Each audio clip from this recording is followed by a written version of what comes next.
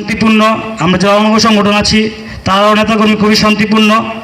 কোথাও কোথাও কোনো চাঁদাবাজি হচ্ছে না, কোথাও কোনো সন্ত্রাস হচ্ছে না, কোথাও কাউকে ডিস্টার্ব করা হচ্ছে না, আওয়ামী লীগের ব্যবসা প্রতিষ্ঠানে কেউ হামলা করছে না।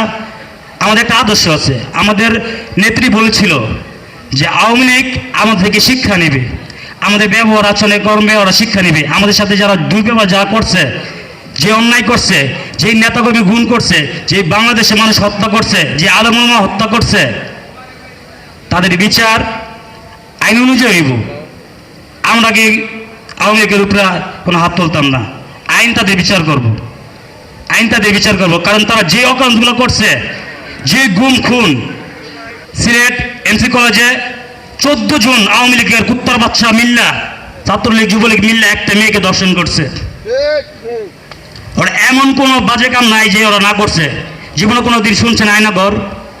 এই আওয়ামী লীগের সরকার মানুষের বদপদের স্বাধীনতা অম্ল করার জন্য একটি বন্দি কারাগারের মধ্যে একটা আয়না গ্লাসের মধ্যে রেখে থুয়ে দিচ্ছে। পানি দেয় নাই, খাওয়ান দেয় নাই, বিদ্যুৎ দেয় নাই, কিচ্ছু দেয় নাই।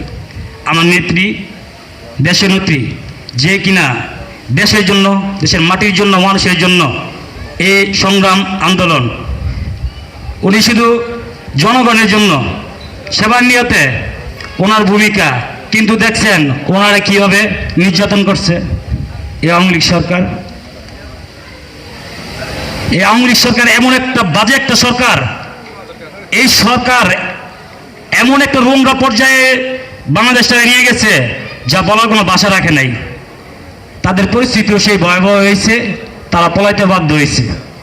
আর আমরা বলেছিলাম শাহ ওসমান বরকা ভিন্দা পলাইব, ঠিকই বরকা ভিন্দা পলাইছে। আছে শীতলক্ষা নদী যদি মুগ্ধ কথা বলতে পারতো তাহলে ঠিকই বলতো যারা প্রতিদিন বা মাসে মাসে কয়েকটা মানুষ এই শীতলক্ষা নদীতে তারা ফেলাইছে। শীতলক্ষা নদী যদি কথা বলতে পারতো ঠিকই বলতে পারতো যারা এই 5 বছর বা 15 বছর 20 বছর যা করছে সব তথ্য শীতলক্ষা নদীর থেকে দিত। তো সব কিছুরই একটা বিচার হবে। সামনে সুদিন আসতেছে, যারা বিএনপি মাইন্ডের, যারা বিএনপি করেন তারা সবার সাথে সুসম্পর্ক রাখবেন, সবার সাথে মিলেমিশে চলবেন। আপনার দ্বারা আমার দ্বারা যাতে এই দলের কোনো ভাবমূর্তি ক্ষুণ্ণ না হয়, নষ্ট না হয়, সেদিকে দৃষ্টি রাখবেন। সবার প্রতি আমি সবাই সুস্বাস্থ্য কামনা করে আমি আমার বক্তব্য এখানে শেষ করছি। আল্লাহ হাফেজ। বাংলাদেশ জিন্দাবাদ, বাংলাদেশ জিন্দাবাদ। তারুণ্যের অহংকার।